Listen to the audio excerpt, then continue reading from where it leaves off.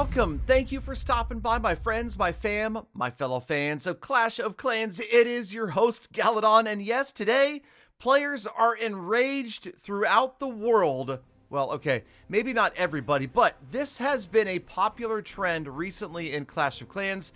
The corner base, the corner town hall base in Legend League and in, well, other places as well. But I wanted to address this a little bit and also talk about, well, the recent developments in Clash of Clans and where we've been heading, where we're headed. I do agree that Super Wizards pretty much broke Clash of Clans for the last month or so, and it has been insane. They've been crazy. The game has been completely different. Thank goodness there's been no World Championship, or we would have seen just complete devastation with Super Wizards everywhere. But, you know, this is far from the first time something like this has happened. In the past, we've seen witches become overpowered and wipe out bases, Hog Riders in the early days, even Valkyries did it for a period. So it doesn't surprise us, or it shouldn't surprise us, that here we have Super Wizards just annihilating. Supercell loves to make the mistake of making something overpowered rather than underpowered, right? If you have to err in one direction,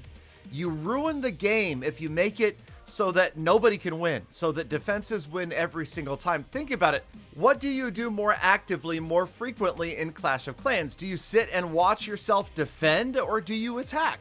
Of course, you attack. So the player experience as an overall Clash of Clans experience would be terrible if you are losing all of the time, right? If you're suffering 0-star wins again and again and again. So yes, it makes sense that if they're going to have to err, and likely, you know, it's rare that they're going to be able to get something right on the first try. There's just not enough time to test it, not enough testers, not enough theoretical situations. And what I mean by that is you guys, the players, are too ingenious with the ways that you come up with to use new troops and new spells and even new siege machines. So thus we have the Blizzard that has swept the nation of Clash of Clans, the world of Clash of Clans rather.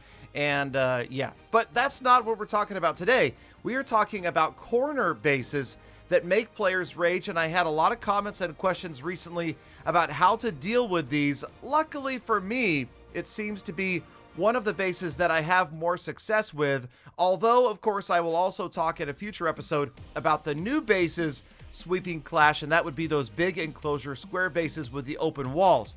But for now, we see a lot of these corner bases, so let's take a look at another one and talk about what we do to combat them. Now, I'll tell you, I just go full Galiolo, as you know, and that means I just drop the queen right on the corner, even if everything in the world is right there. And I figure, you know, let's just drop as many spells as we need to make sure that the queen survives. Now, you may notice that these bases have a lot in common with Galadon's own Southern Teaser Troll Trap base.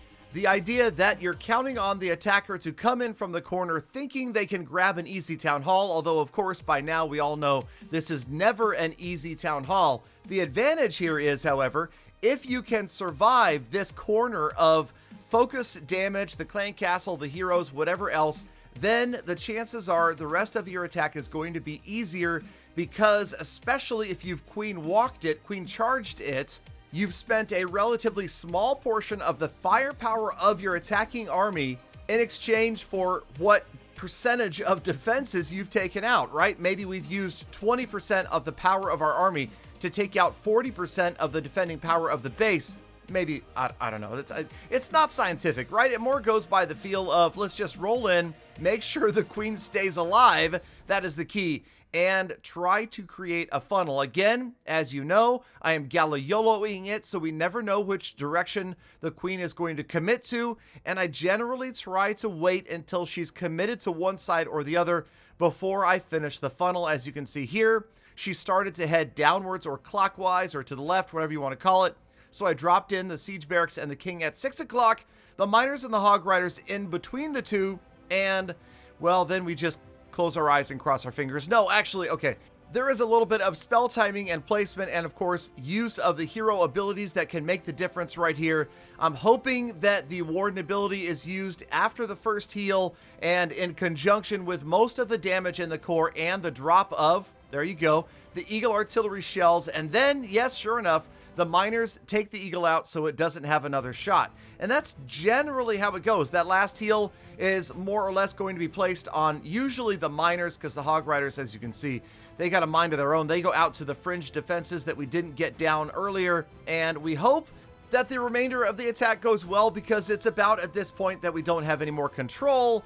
And I'll be honest with you guys, the Gala YOLO attack is not going to get you to 6,500, 7,000 trophies. It's more of a, well, let's just be honest. It's a little bit of a YOLO, right? You're just going to go for it. You're not spending a ton of time analyzing and breaking down bases. It's a relatively consistent way to win and kind of muscle your way through a base. Now, of course, there are other ways you could do this with ground attacks, with earthquakes, with P.E.K.K.A.s, with bowlers, with Yetis that work out really well right now. And of course, well, the Super Wizards, they're going to be a thing of the past shortly. But let's try again and just kind of show you how we roll. Now, this one, you'll notice the Super Wall Breaker, I would love for him to grab that corner. Now, here, I decided to come in from the side, and this is one of the two ways that I'll go at a base like this. We'll either go directly at the corner, right at the Town Hall, or we'll try to take on a portion of the defenses from the side. Now, if the Archer Queen goes left, great. She's going to activate the Clan Castle, she's going to take down the Town Hall, and we're fine. If the Archer Queen goes right, then we're going to have to drop the remainder of the funnel to the left of the Town Hall over about 8 o'clock, and then the Miners and the Hog Riders go up the middle. That definitely decreases the shot at a 3-star, but you're going to grab the 2-star every time with that strategy. And right here, we were waiting to see which way the Queen would go. I used the freeze. Again, not a good freeze. That was a huge waste of a spell. But finally, my Archer Queen is going to roll in after the Town Hall. So we've had to spend a lot of time over here, but at least we know that she's going to take down that Town Hall and, more importantly, get the defense out of the way and the Giga Bomb explosion. So even though she went left, we decided to funnel from the far left anyway, simply because of the fact that the remaining scatter shot is right there on the left-hand side and the Barbarian King was there. We know if we can get those key defenses down early, then perhaps we've got a chance to use the Warden ability and the heal spells in towards the core of the base.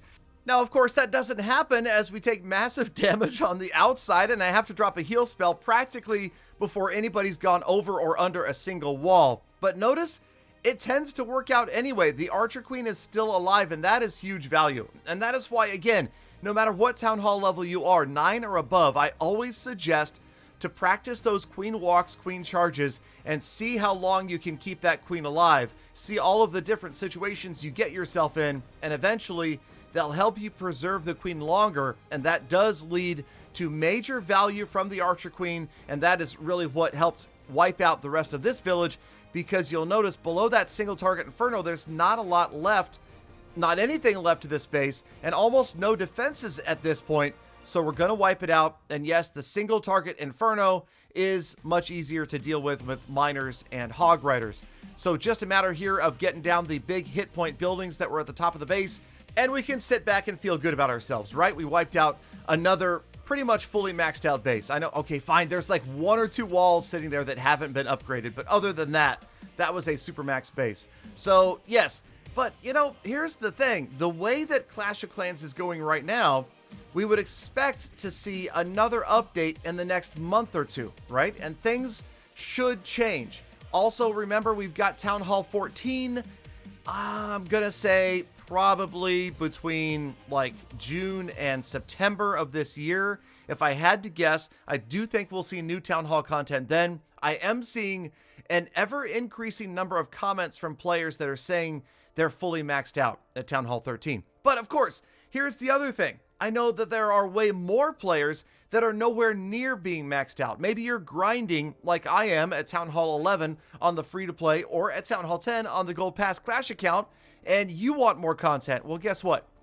Always the primary new content is going to be at those highest Town Halls, at 13 max, going on and above that. But I will say, and I'm going to go ahead and make a bold prediction, that we see in the next 2 updates in Clash of Clans a major change to the game that is going to affect everybody. I am anticipating, and the reason, I'll tell you why I say this, okay? It has been a while since we have seen an update that changes the game, an update that brought in something like CWL, brought in something like the season pass, brought in something else like clan games. I feel like we're due a big game mode change, something that everybody is going to benefit from, because those are the type of updates that keep Clash thriving. And yes, of course, there are still many, many millions of players that log on to Clash every single day, but you've got to do something to keep those new players downloading, to keep the lower level Town Hall players engaged, and just to keep players with fresh content, right? You want something new to look at, and I do truly feel it's coming. I also think that it's going to have to do with the social aspect of the game. And no, I don't mean Global's coming back. I guarantee you Global is never coming back, but I do think that is another big key. It's an anchor point to the success of this game, and that is clans, the social interaction, the need to work with other players. This is not Clash by yourself. This is more meant to be clashing with your clan members. So perhaps look for an update that does something specifically to encourage you or to force you to need to work with your fellow clan members in some sort of common pursuit. And I'll tell you right now, I do not have any inside information as to what the next update or updates could be. This is just me, making predictions, throwing my idea out there and hoping that maybe it comes true. All right, let's go in after another fairly cornered Town Hall. You'll see it out here with a bunch of defenses, with the clan castle and the heroes. And again, the Archer Queen, despite the fact that I knew she would be facing the single target Inferno, rolled right in, got it down with the freeze and the rage. And now we're still in that YOLO phase of the attack. We haven't even triggered the clan castle. We need to get that out of the way, and we need to see which way the Archer Queen's going to go. I mean, she could go right after the Town Hall, right? We drop in another super wall breaker. That finally starts to bring out the CC. And yes, it's the worst possible clan castle for a queen charge. It is the super minions. So immediately, you've got no time to wait. You got to drop the freeze on the super minions, the poison, and hopefully a second freeze. I didn't have it this time because I had used it on the single Fargate Inferno. But yes, you can see we still do succeed in getting the Town Hall down, getting the super minions out of the way, completing the funnel on the left-hand side, and dropping in the miners and the Hog Riders between the king and the queen. The Archer Queen now continues on her own to go get good value, and hopefully the healers don't leave her. If we see a healer switch, like we just saw right there, then you know your Archer Queen is going to be done for relatively quickly, and yeah, that does kind of hurt. So she's going to be gone on the right-hand side, but down the middle we go. Good heal spell keeps everybody up, and of course it always helps to see the Hog Riders and the miners stick together instead of splitting off. And once again, we're starting to feel good about ourselves. Everybody loves to use the single target Infernos. And yes, of course, that means that mass units of any kind, whether you're using Hog Riders or Miners or Yetis or Bowlers, you're going to overpower those Inferno Towers. And that's exactly what we do. Or Witches, of course, or Bat Spells. The list goes on. And you can see, yes, we pretty much have no doubt right here. Okay, maybe we have some doubt, but the Royal Champion's ability was saved until late in the game, and she's going to get over here, wipe it out, and that's it, okay? No defenses remain, plenty of time, and Galadon is going to pick up another YOLO 3-star.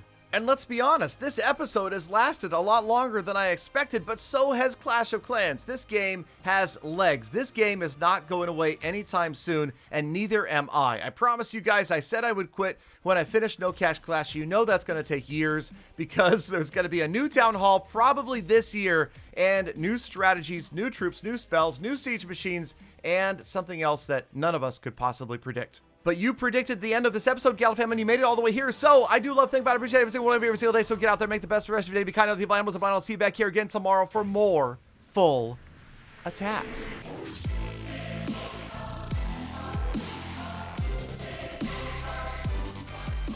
Galadon, I'm not interested in Town Hall 14. I'm waiting for Town Hall Peter $17.